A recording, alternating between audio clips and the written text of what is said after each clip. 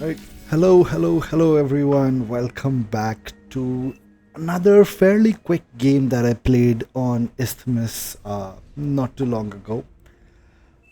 So it's a fairly decently stacked lobby. I think we're all mid-tier folks. So I'm at 30 OS, going down to about 12 OS, and the red team over here is 28 OS down to 15 OS.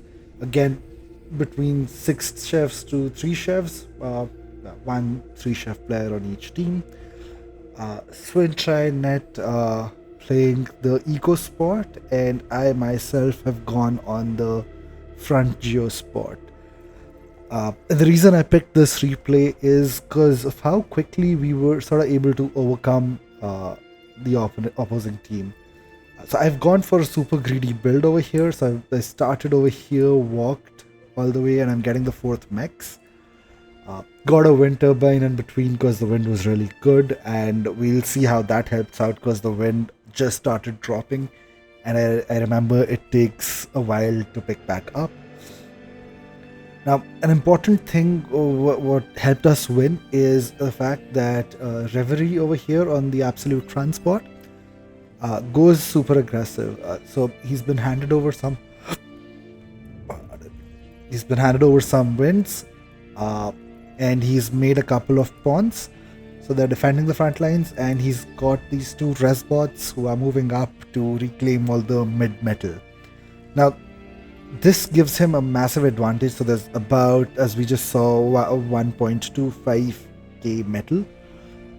Compared to that, Annie's Mac, the dark red player, he's just capping his mexes, doesn't really have any offensive units out yet, right? And already the purple player is being offensive onto his con, right? So massive setback from the get-go. Naturally, I have barely even started my economy off right now.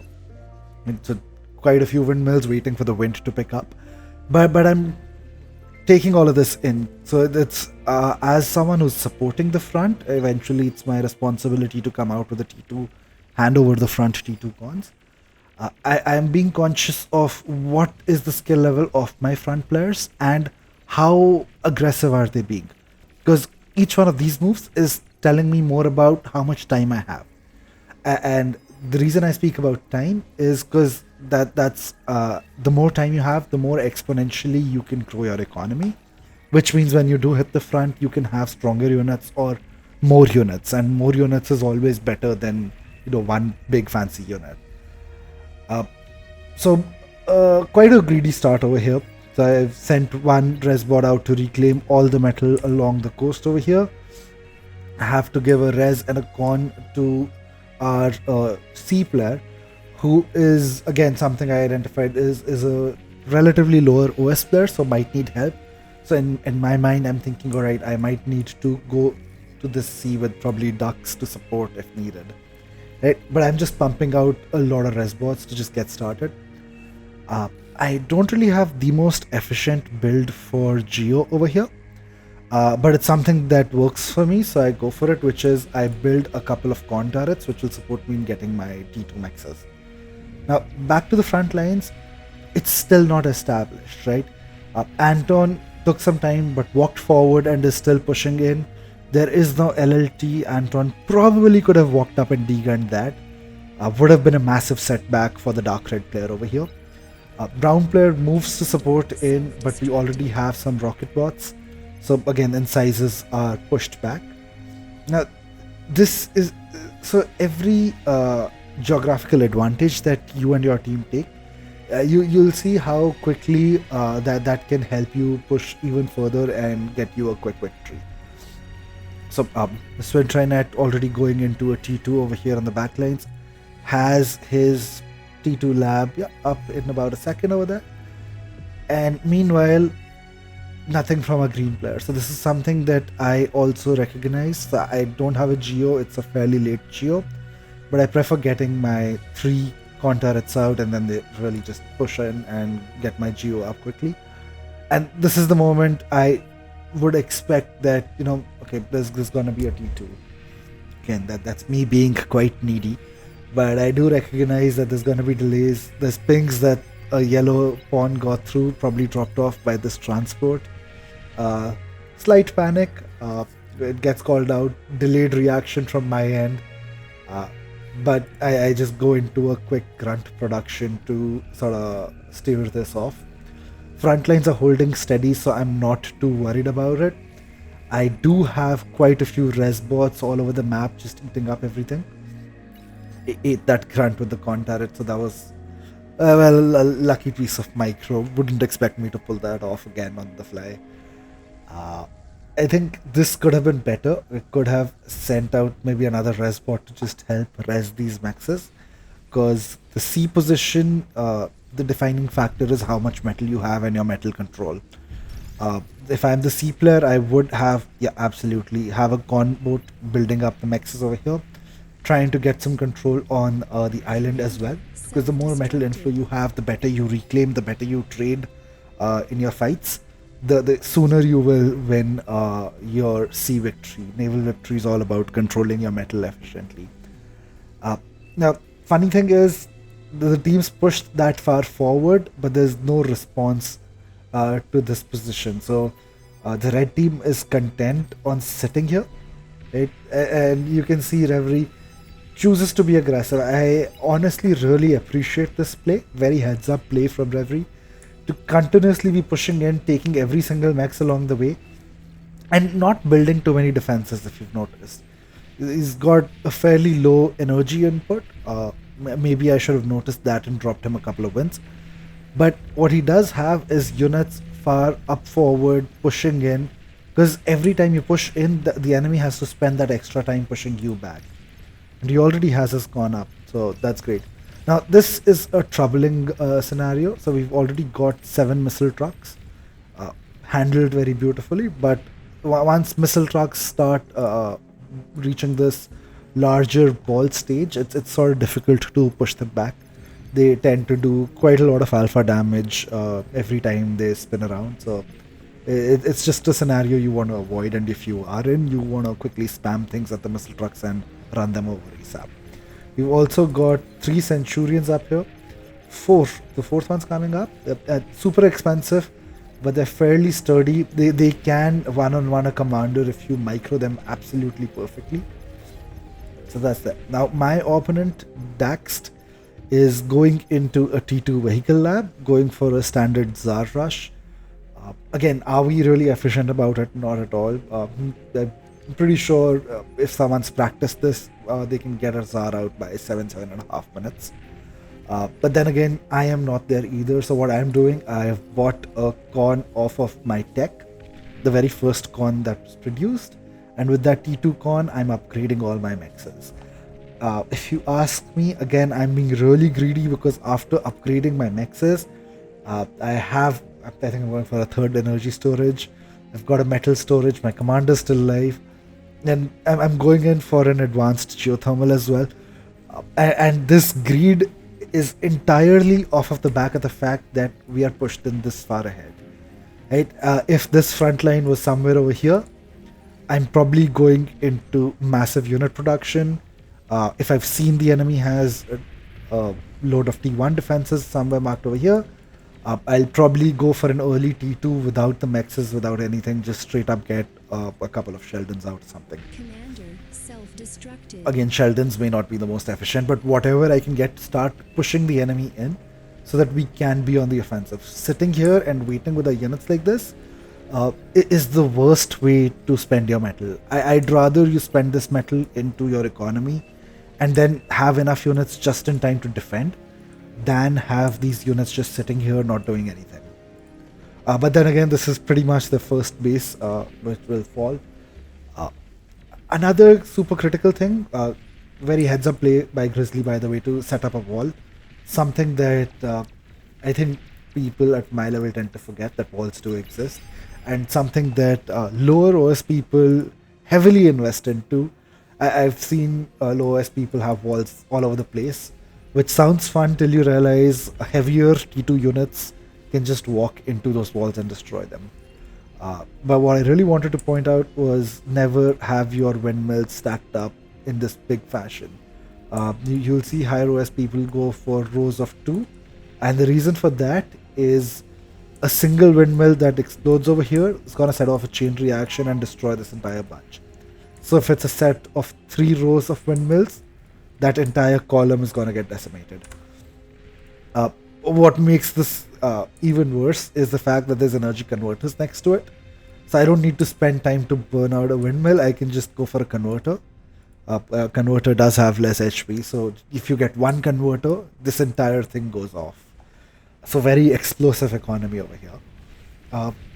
I created a few grunts, so they're just upstanding, doing nothing. So yeah, I'm wasting my metal over here as well. But I do go T2, and I go into the more fun kind of T2. So I go into a scuttle. In fact, I go into 2 scuttles, and well, what's the reason for it? Well, a couple of things. Number one, my green C is winning, so my scuttle can actually go here into this position, right? This C is safe. I don't see a lab over here. Otherwise, I can get a second scuttle into this lab. It's T1, so probably not worth it. And I make this call that I'm going to send 2 scuttles along this trajectory to target this base because well, technically this guy is my lane opponent. If I get his base, well, then I'm winning. Now, harsh reality hits us hard, which is there's a Tsar on the front lines. Is something I have accounted for. I am surprised that it is as late as it is. I would have expected it sooner, so I'm fairly lucky with that. I am sending out a spy bot. I am getting out a couple of fiends. So it's interesting things about the Tsar. Massive range, massive splash damage, tons of alpha damage. Like, look at that, just shredding your missile trucks one shot at a time, right? What it's really bad at is this huge cannon on its head turns around really slowly. So if you have a fiend running around in circles, it's probably going to kill the Tsar. Also, any minor spams. So ticks, jumping onto a Tsar, there's no way Tsar can respond to it. But you have bigger units, for example, Gauntlet over here. Look at how easily the Tsar can take care of it. Now, we got fairly lucky, I think. Did we get the Tsar? Apparently not. Ooh, one more shot, but we missed it. I do move my grunts up finally, hoping that I can catch the Tsar, but I'm already running too late. Running super low APM on these 2 scuttles. I think I'm figuring out what to do with my units up here. So again, APM stalls happen, it's perfectly fine, as long as you have a plan and maybe you can execute it. So again, I lost about, I think, 1,000 metal and fiends trying to get rid of this front line. Got 1 welder out of it. So not an efficient trade. Again, not something I'm worried about. I have my commander super far up front because the plan's clear to me, which is this T2 transition is it. I'm gonna finish the game with this. So I have my units out. I think that's all the Sheldons I produce. My Sheldons are up. They are slowly wrecking the brown front line. The Swin Trinet, the red player over here, is getting his eco started. My green player also barely has his eco going. So it's difficult for anyone to respond to about 13-minute, 12-minute offensive, except for the air player. And which is why probably having 1 AA bot in the mix to just counter Shuriken would have been really nice. I'm not sure if I make any AA over here. Oh, I made, yeah, light AAs, thistles over here on the back lines, but nothing on the front then. Oh, scuttles are up. Scuttles are up, and this 1 scuttle horribly microed. I decided to go for the lab, and the reason for that is there was no advanced geo over here. And I say, all right, my second scuttle, I'll just toss it in and go for the brown base. Surprisingly resistant and resilient. The scuttle should have died to a commander. Had the brown commander been heads up enough about that play, he could have gone for a D gun. But everyone stalled for APM, right? And you got to take what advantage you can off of it. So I lose my commander over there because I'm not paying attention to the LLTs. But that's all right because that commander explosion got rid of a couple of base defenses. I got the brown base over here. So all I need to go for in the backlines is just all out fiend spam. I do have these AA bots which are not moving forward, so that's another cause for concern. So you can already see like the number of horrible decisions or APM stall plays I'm making so far.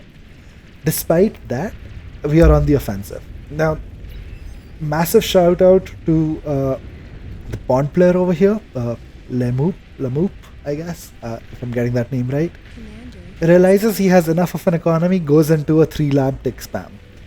Very easy to counter this, but at the same time, those 3 labs of tick spam, that's a lot of ticks. You can just go on the offensive with them, they'll cover for my Sheldons.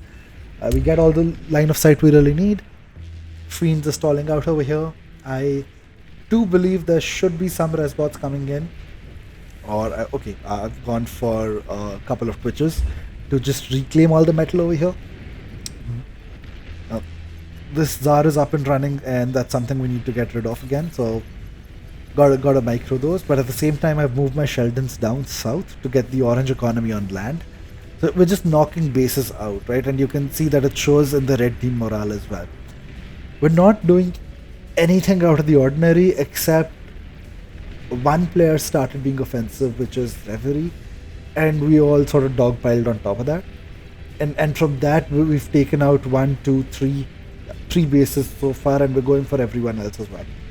And the economy is slowly growing on the back of all of it, right? I did share a T2 con to the blue player over here, the light blue player. Yellow player's built up his economy. The C is holding steady, right?